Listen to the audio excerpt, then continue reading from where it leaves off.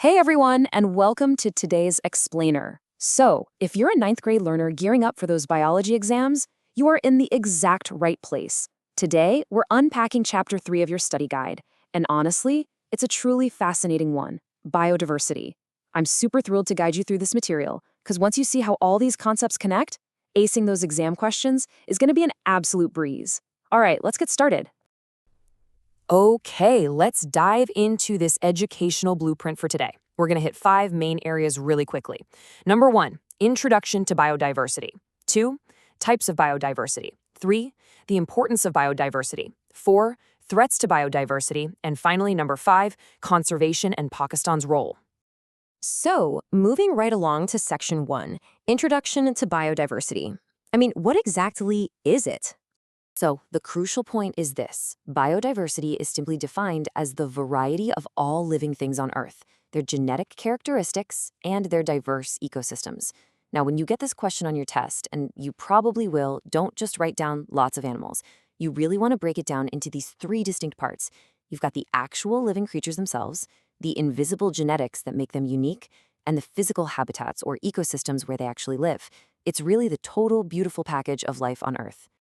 All right, that brings us to Section 2, Types of Biodiversity, or the 3 levels. This is a brilliant way to understand how life scales up. It's kind of like zooming out on a map. We start at the very micro level with number 1, genetic diversity. This refers to the invisible internal differences within a single species. Actually, think of it like this. It's the reason why one butterfly might have slightly different wing patterns than another butterfly of the exact same type. Then we zoom out one step to number 2, species diversity.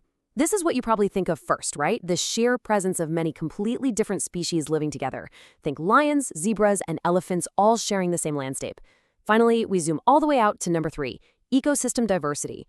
This encompasses the massive environments themselves, the sprawling forests, the harsh deserts, the towering mountains, and the deep oceans. So from the tiny gene to the giant ocean, it's all perfectly connected. Moving on to Section 3, Importance of Biodiversity, essentially why it matters. Biodiversity isn't just some abstract concept for a textbook. It's literally the foundation of our daily lives.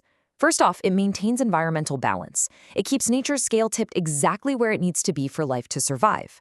Plus, it provides our food, our medicines, and crucial raw materials. It strengthens our agriculture and our entire economy, and it continually aids in new scientific research. Every single time you eat a meal, take a medicine to feel a bit better, or just benefit from a strong economy, you are directly benefiting from biodiversity.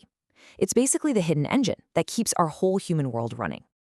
Which leads us into Section 4, Threats to Biodiversity. What is going wrong?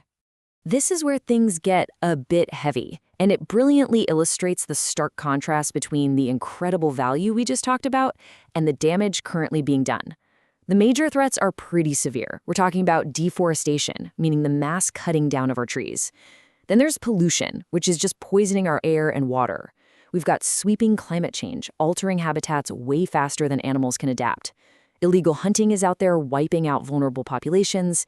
And on top of all that, rapid population growth is putting massive pressure on all these natural resources. It's a heavy list for sure.